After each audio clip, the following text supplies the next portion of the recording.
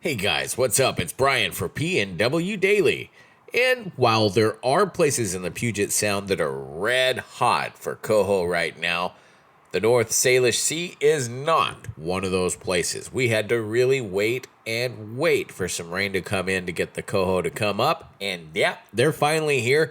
A few Chinook are running into Whatcom Creek and the Salmon River as we speak. So there are places to go fishing as we wait to get those coho up here in big numbers. But mid-September, we're talking 2 weeks from now, it will be lights out. Game on. You should be able to limit out every day on the Nooksack River and parts of Bellingham Bay Marine Area 7 in the sub area. Now, you can do that today if you head on out to Eliza. You can also do it if you head down to Area 8281, Marine Area 10 and 9. So if you want to head down from Bellingham and go to Humpy Hollow, that's right, launch out of Everett, go south between Mukilteo and Shipwreck. That right there, my friends, is the hottest spot on the Puget Sound. But if you're like me, you're a river rat, and you can't wait until the fish get in the river. You don't have to get on a boat. You don't have to get on a kayak. All you have to do is hit the bank, and this is what we're going to talk about, the Nooksack River. Now look, I get that you can catch salmon with 5-back spinners, you can catch them with Dick Knights, you can catch them with a bobber and egg, you can catch them a number of different ways. We're going to talk about all of those different ways. And I tend to notice that folks use different presentations and different things at different stages throughout the river. And you'll find that they do that in groups. So in one section, they'll drift eggs. Like on the South Fork, for instance, a lot of guys drift eggs there.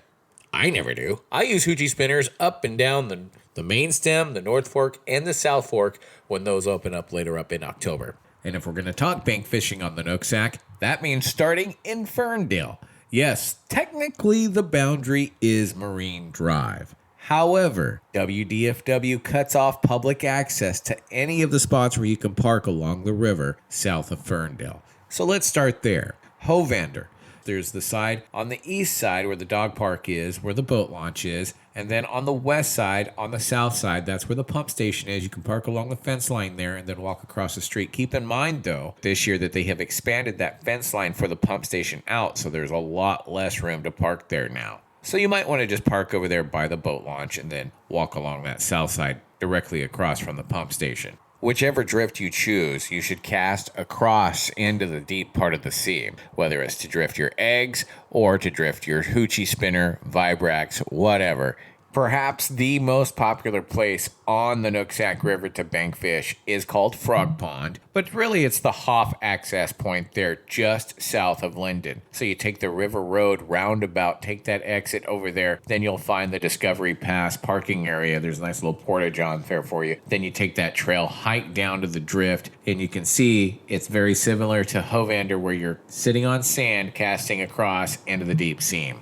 Another great spot that's often overlooked is Everson, right there at Riverside Park. Now, fishing in Everson has its challenges because it's very rocky in that part of the Nooksack. So I recommend just using a bobber and eggs. If you like that kind of presentation, this is a great spot in the river to do that. Now, past Everson is Nugent's Corner. And aside from Frog Pond is probably the most fished spot outside of Ferndale. So probably your top 3 spot is Nugent's Corner there.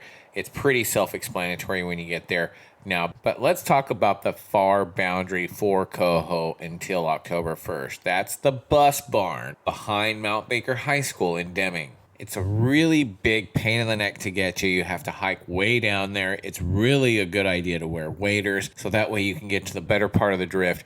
And the main thing is you have to hike a long ways away from your car, and you have to wear waders, which is always a pain in the neck. And you're hiking over cobblestones. Not the most fun, but if you want to fish the far boundary of the coho fishery until October 1st, that's where you have to go. But remember, there are a lot of different ways to catch a salmon. Vibrax, Dick Knights, a bobber and eggs, whatever presentation you prefer, tight lines.